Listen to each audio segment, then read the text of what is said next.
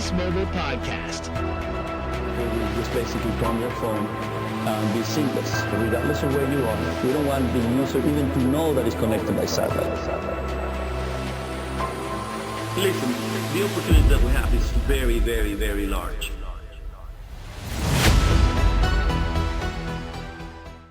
Please welcome Simon Allard, who will share progress on the project between 2 Degrees and AST SpaceMobile.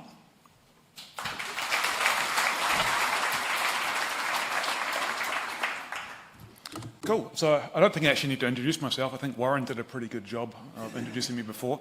But for those who don't know me, my name's Simon Allard. I work for 2 Degrees. But before I start, I've got a message for Sean, just to say happy birthday from Brent from Chorus. Something about revenge is sweet, something like that. But yeah, so for those who don't know, there's a bit of a space race going on. And I'm not talking about the billionaires club, building, massive rockets, trying to build bigger and better rockets between the two. I'm talking about a space race between the three mobile companies in New Zealand. We all know that 1NZ has been using SpaceX for a very long time, been coming on 2 years. We've got Spark, who've just recently announced they're coming soon, mobile operating on space. I don't think you have to read too much into that to figure out who they're going to use. And then we've got ourselves, 2 Degrees. So we've partnered with AST, but AST isn't the first space venture we've had. We used to have a partnership with a company called Link, and Link was a very similar model to what SpaceX is, and we managed to do our first phone call across that Link constellation in 2003 from the middle of the North Island. But unfortunately, Link wasn't to be. They didn't seem to get their funding and haven't managed to get any more satellites up in the sky. So we've now pivoted and we've now gone with AST. So the race is on. So LEO has been very proven in the broadband space. We've had SpaceX up there in a long time in the LEO distance, which is about 300 to 700 kilometres above Earth. They've been there for a very long time. They've been doing some excellent stuff in the broadband space, and they've started to dabble. I say dabble. They've started to do the mobile space to mobile offering in with quite a few partners. T-Mobile has obviously been one of the first, and 1NZ was the other one. We're very proud to be partnering with AST. AST is a very different model from SpaceX, and once we take you through the slides, you'll start to see why that we've partnered with AST versus just doing something else. And we're spending a lot of money on this. This is not something that's a trivial investment for us. It's something that we see as a bit of a game changer to mobile in New Zealand. And yeah, we'll cover a bit more detail on this, but yeah, we're hopefully going to launch our product middle of this year, so we're not far away. So let's start with AST. Who are AST, right? So they're a US-listed stock company. They're extremely well funded, which is great because what they're trying to achieve is pretty impressive. Most of their investment backing is coming from AT&T, Verizon, Vodafone, Google, and quite a few others. And they're effectively building what is the first only space-based cellular broadband network. And I say that because SpaceX, the original one, was broadband only. They've then dabbled in mobile as well, but it's the same satellite doing both things. Well, AST is predominantly focused on doing mobile only, which is pretty cool. So they've done some demonstrations. They've got a bunch of satellites up in the sky at the moment. So they've managed to do some proof of concepts with AT&T, with 4G and 5G video calling, all that sort of cool stuff, but they've still got a lot of work to do. And they've got over 50 mobile operators now signed up with them, and every time I go onto the LinkedIn page, they seem to be signing up more. So they've become a very popular space constellation. Their largest comm satellite, and we'll go into a bit more detail on that, and you can see a photo of it behind me. That's one of their largest satellites that's actually up in space at the moment, with 223 square meters in size, which is huge. When you compare that to a SpaceX one, well, you'll see what the difference is there. And they're not a satellite provider, sorry, not a rocket provider, so they're having to then use multiple launch partners, and we've got a bit of stuff to show on that as well. So let's look at what the satellites are, right? So you've got a human, 6 foot, me-ish, You've got a micron, which we'll cover off in a bit of detail. You've got a card, which is 100 square feet. And then you've got what they call the Block 1 satellites, which is 700 square feet. And they've got 5 of those up in the sky at the moment. They're effectively what they consider their proof of concept satellites, where they've actually been able to go and actually prove this theory behind it all, adapt it, come up with better ways of doing things, but just basically proving that theory that this is going to work. And then there's a picture of their Block 2 satellite, which they've got one of those up in the air, which we'll talk about soon, but you can see there's quite a large difference between the Block 1 and the Block 2 satellite. Sorry about the freedom numbers. I took those out of the investment pack. But yeah, as you can see, they're pretty large. And each one of those microns is effectively an antenna on top of it. So you can see quite a few microns sitting on one of those Block 2 satellites. And I think, what does it say? Yeah, 650 microns, which you'll get a picture of why that's important coming up. So, a bit more about AST SpaceMobile. So, they actually build their own satellites. They've got a 500,000 square feet of manufacturing facilities, and they've got 1,800 employees, which is they're not a small space company anymore. They're not a fly-by-night. They've invested a lot of money in this. Their BlueBird 7 one is in the process of being launched. It is identical to their BlueBird 6, which they've just launched. And it's actually in the process now of being encapsulated and sitting on a Blue Origin rocket waiting to go up. And hopefully that's going to go up soon. They're a little bit delayed on that one, but we'll come through. And then they've got BlueBird 8 and BlueBird 29 already in the various process of production through their assembly line.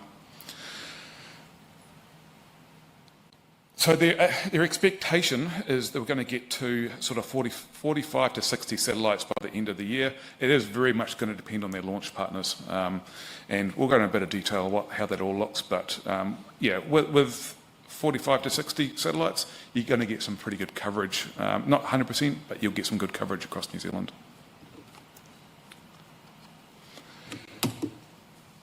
So this was their first BlueBird 6 launch. So they used an Indian Space Agency rocket, which was really fascinating to watch from behind the scenes. Since their satellite was manufactured in the US, they then had to work out how to get this thing from the US all the way to India.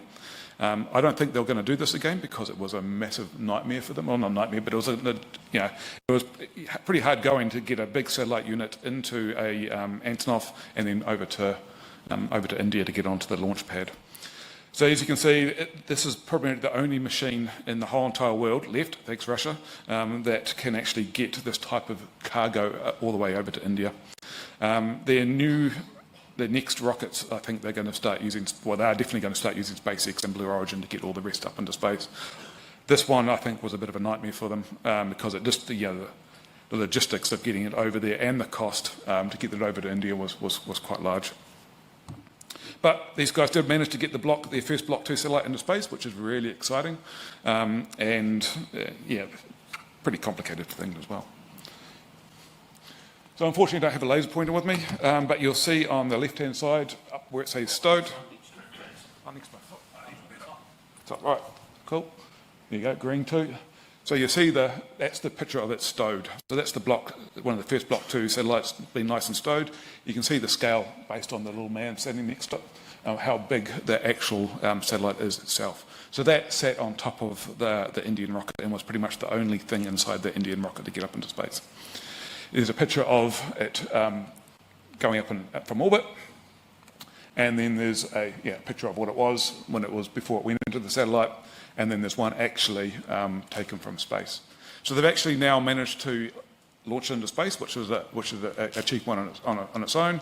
And then they've actually managed they have to unfold it. So it's all sort of shrouded up, as you kind of see where it's stowed. Once they've actually got it into space, they actually have to unfold the whole infrastructure to turn it into basically a giant antenna. Talking to the guys, they were very nervous about that because it was the first one they've ever done.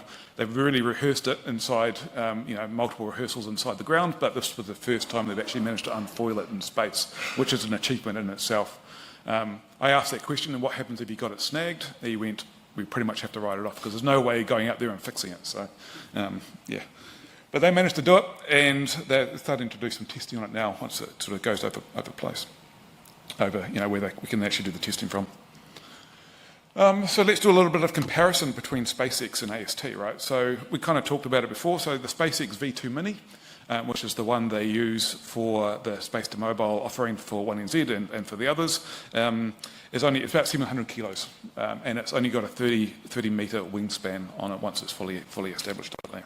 Their SpaceX model is to roll out more satellites than less, right? So I think at the moment, based on what AI told me, which we know how accurate that is about 600 of those satellites up in the sky at the moment.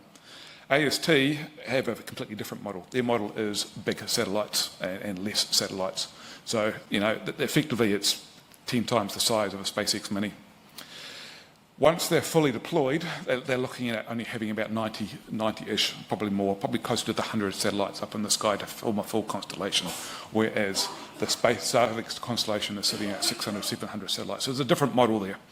The SpaceX satellites are obviously a tiny bit lower. I think they're sitting around the 300 kilometres above the sky. AST is sitting around the 600-ish around the sky. So they're a completely different model. So why did we partner with AST rather than just going with and following everyone else and just partnering with SpaceX? So the first, probably the point is, any 3GPP capable handset, which can do 4G, will be able to talk to the satellite. That gives a much wider range of options for us. Any phone that can talk 4G should be good to go. We've got a full network overlay, and I'll cover that in a bit more detail on why that's important. But it's a completely different model to the way SpaceX works.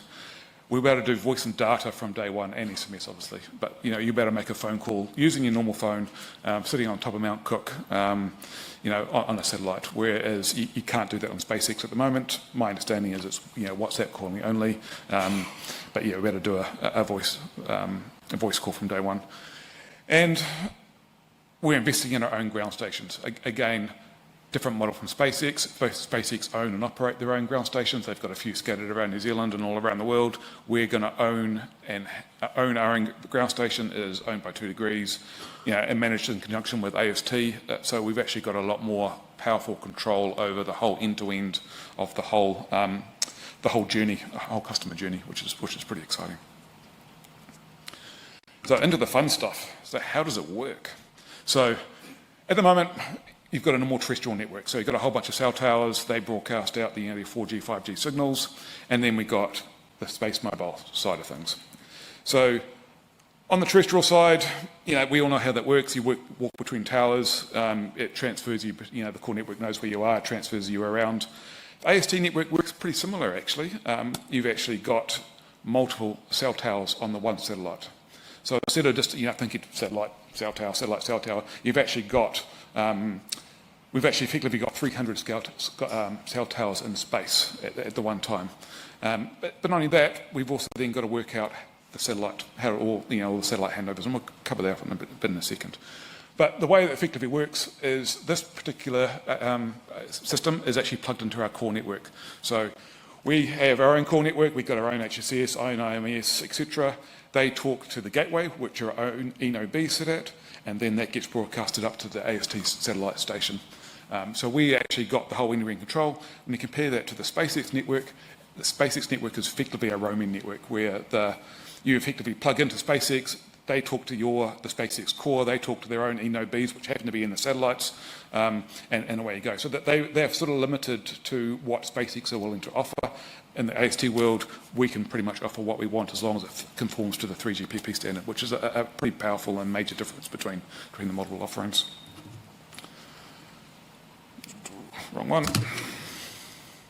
So, more details on how it works. So, we talked about it before. We've got our own base station. We'll talk about where that is in a moment. That will have 3 ENO-Bs located inside our data centre. That data centre is in the middle of the North Island, and we'll talk about why that's important soon. There is a full data centre of stuff that controls all this, all the technology. So we have to know when the satellite's going overhead. We have to then control the satellite tracking solutions as well, because when the satellites are going overhead, they're moving at, let's just say, it only lasts over the top of New Zealand for about 10 minutes. So When that's going across, we effectively have to track the satellite as it goes across. So we're going to have 4 tracking satellite uplinks on the one uplink station that will track the 4, or up to 4 satellites that are transversing across New Zealand. And that in itself is quite a complicated, and we'll cover that in a second. And then we're using we're using a QV band uplink, which is, again, in itself a funny story, which we can cover off soon. And then the downlink is effectively the 900 megahertz band that we normally use for mobile. There are existing 900 megahertz rights. These are the ones that we just retired from our 3G shutdown, which is why we were very keen to get our 3G shutdown done, and we didn't do any delays on that one because we needed our bandwidth and our frequencies to be able to use on the AST network.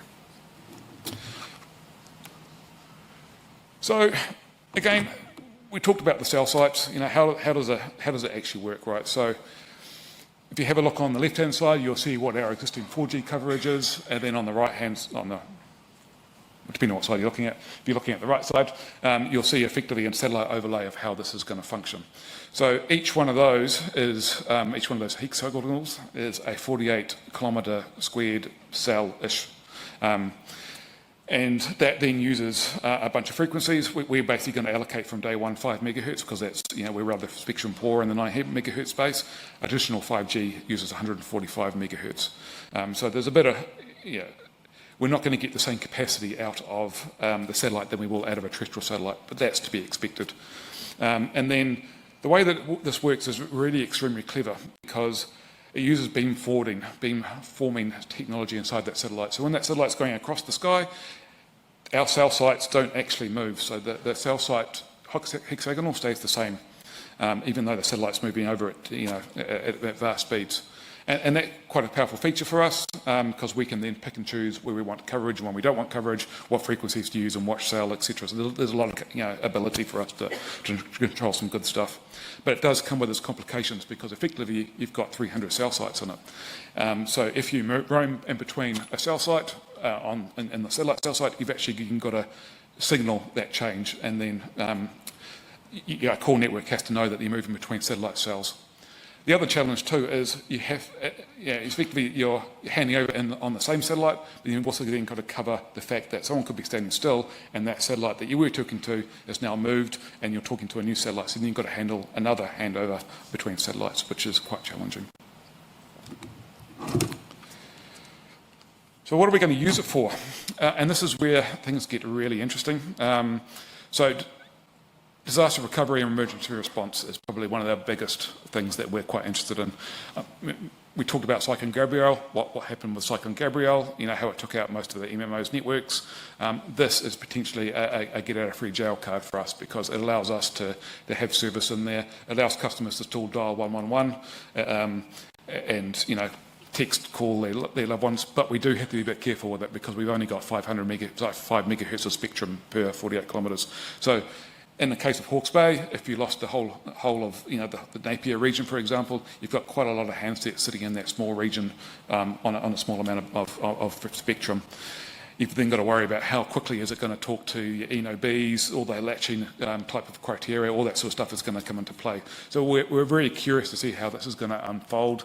And how we actually respond and deal with that. And we don't really know until we're actually going to, see it in anger and see how it's actually going to work. But in saying that, there's some other real cool use cases, in peacetime use cases, search and rescue. We've got customers that are talking to us about ditching their satellite phones in favour for a normal phone because, some of the telco guys, they don't want to carry around a sat phone in a normal phone. They just want to use a phone. There's cool things in there. And the other part too that we're really keen to look at is the IoT connectivity as well, because now we've got a big coverage of the whole of New Zealand. IoT becomes quite a reality. Since we control the whole end-to-end, we can start looking at things like NB-IoT and other type of technologies that the 3GPP standards allow. So let's talk a bit about the ground station. So we were quite lucky. We obviously own fibre. So we actually went out and went, this is the criteria that we need to meet. So we needed access to our fibre. We're going to build in the middle of the North Island. We knew that. We knew that was going to be a challenge. So we looked at areas where our fibres already ran. So that was nice and easy. Next biggest challenge is we need a lot of power. So we're looking at 500 kilowatts. It doesn't sound like much, especially when you're talking about data centres that are using gigawatts now. But when you're building in rural New Zealand, that is quite the challenge. So we had to go through, look at all the plans with PowerCo, figure out where we could actually build and not have to spend $1 gazillion building more infrastructure to support that. So that was challenge number 2. Then we had to build on stable land, challenge number 3. And then the biggest challenge, we needed a 10 degrees line of sight to the satellites as well, which basically meant you had to build very rural because you couldn't be next to any large buildings or be in an area where someone was going to build next to you. And it had to be in the middle of the North Island. And the reason for that is because of that 10 degree line of sight of the sky. If we're in the North Island, we wouldn't be able to reach a satellite that could then talk to the South Island. If we're in the South Island, we couldn't reach a satellite that can then talk to the North Island just because of the way the beams form. So we had to be in the middle of the North Island. And then, typical stuff as a carrier, you need to think about site security. These things, they get a bit, people don't like unknown things, especially when there's big satellite dishes in play.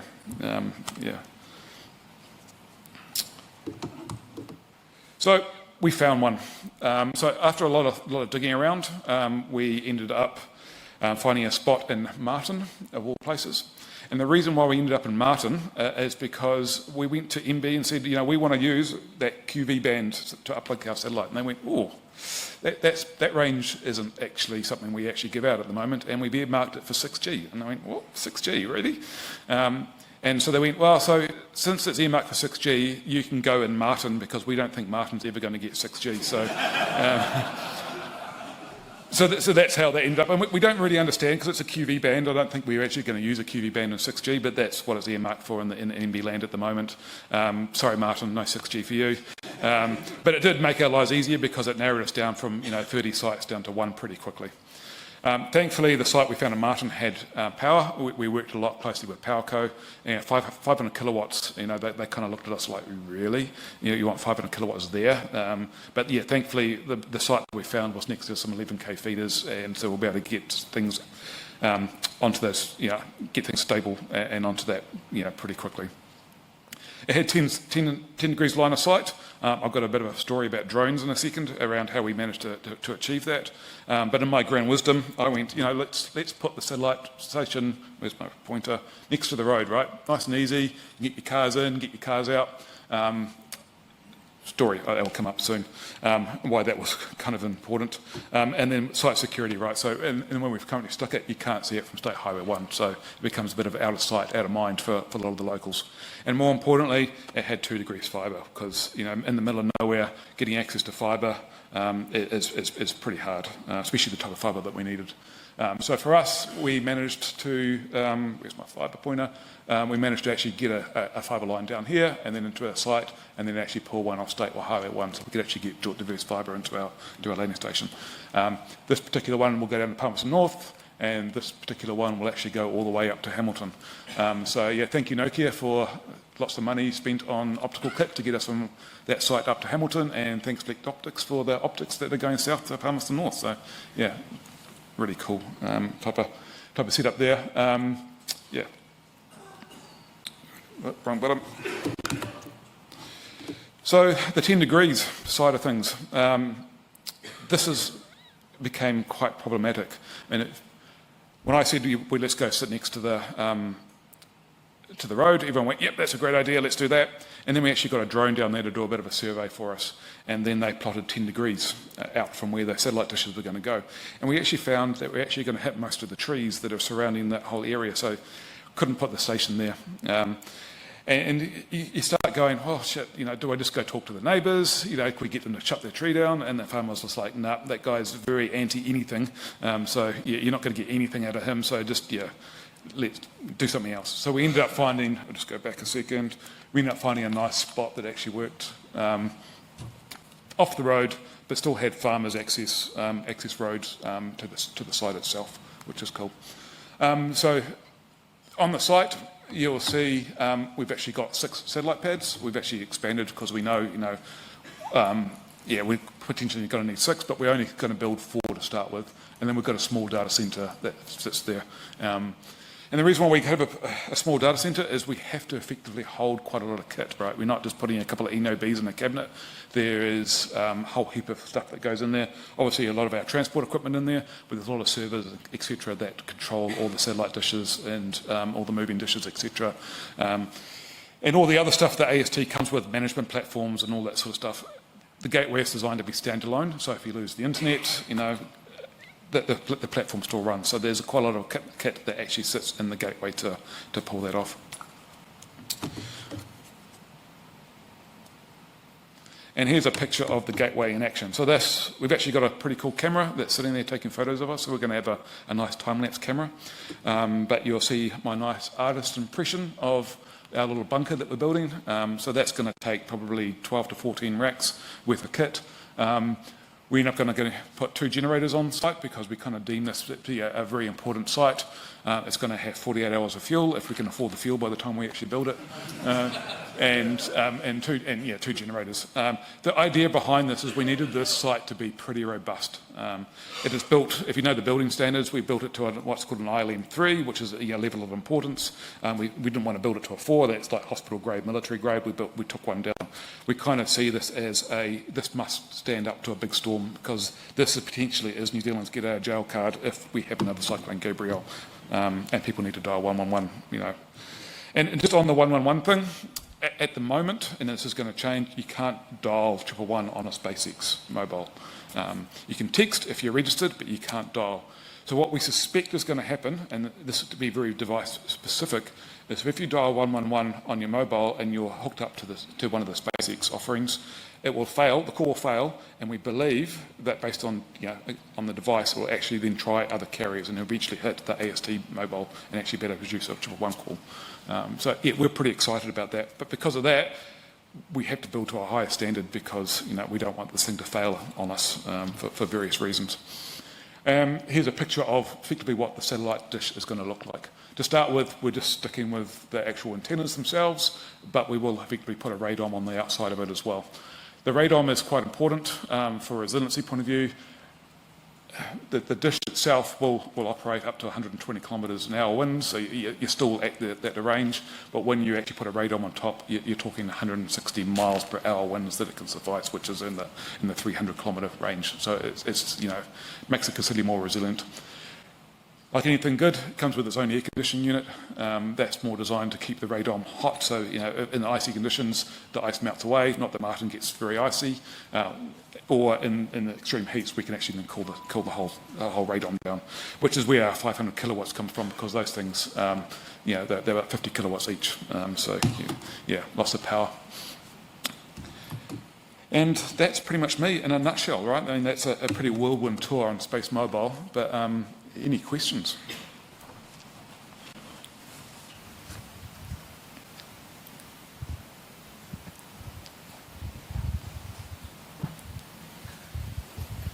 Hey, couple of questions related. How far off the coast will your footprint extend? And the second question, how far off the coast would it be allowed to extend legally, I guess? So the answer to that, if you just go back quite a few slides, is we get to pick and choose where those hexagons are on. Right, so that is effectively a commercial relationship with SpaceX. We can actually choose to extend them out quite a big distance. We can actually go quite far out with it. It just comes down to how many ENO-Bs you want to put into it and the commercial relationship with AST, how far out you can go out. So we have thought about it, do we go to people like Cordia, for example, and say, hey, let's extend this footprint so you can do IoT for marine traffic, for example. There's nothing stopping us doing that. It just comes down to commercials.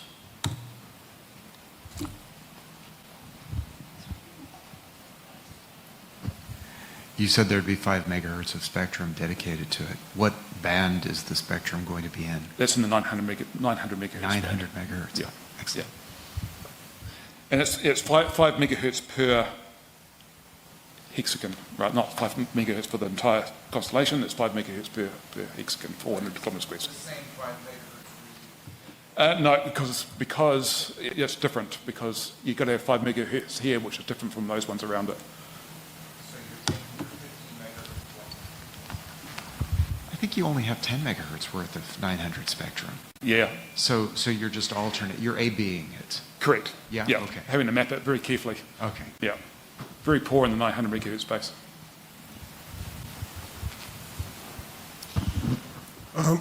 So I can see that the difference between AST and Starlink is the range of where the satellite is. Yeah, correct. So we'll go back a few slides again. Wrong button.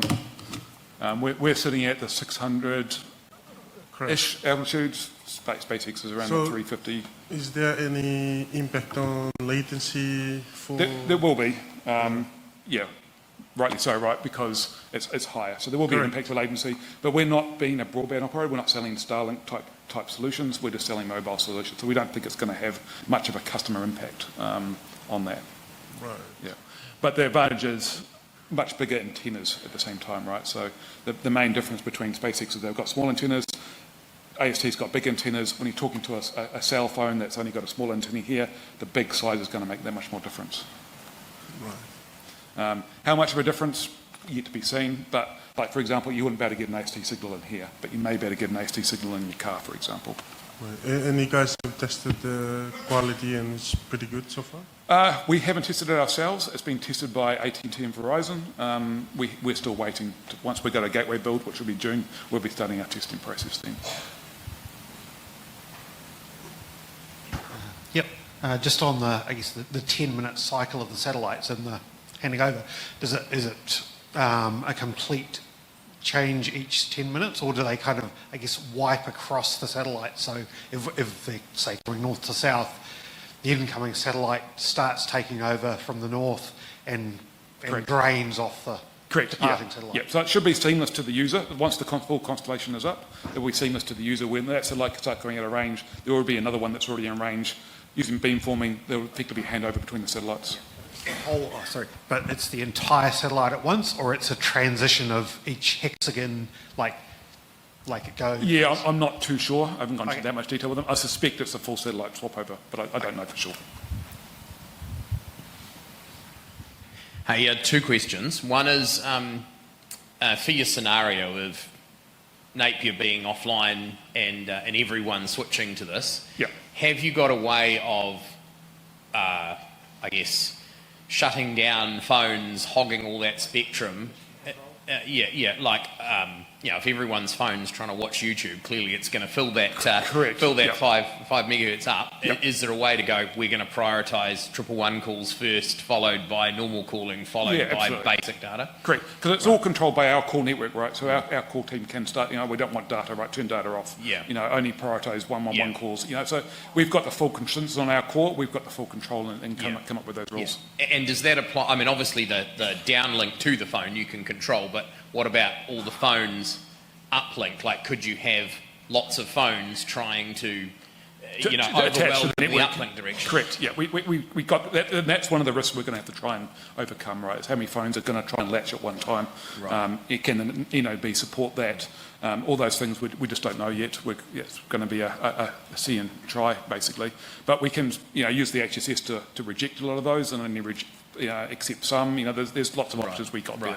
Yeah. Cool. And then the second question is, will this be seamless to the user from like a commercial and cost perspective? If you roam to this because you're in the wilderness, will it just be to the end user, they won't know any different and it won't cost them any different? Or might this be kind of you get charged a different rate if you roam to this? Do you know how that's going to work? I do know, but I can't talk about the commercials yet. But yes, but if you are enabled on the AST network by us, then it will be seamless to the user. You wouldn't notice it. So if you're driving down the highway, for example, and you go from a terrestrial to an AST to a terrestrial, the theory is that you won't lose that phone call and it just carries on. Cool. Awesome. Thank you. That's us. Thank you very much, Cool. Simon. Thank you.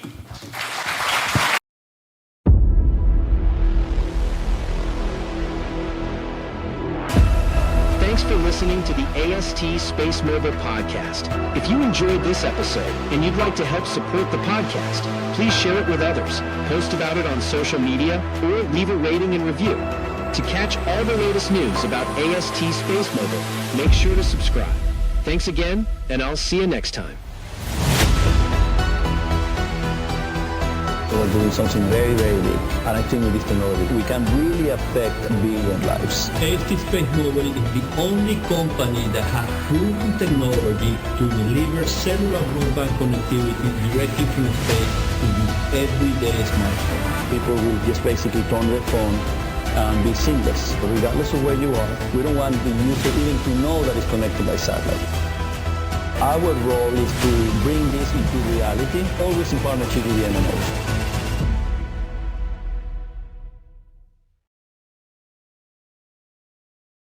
Listen.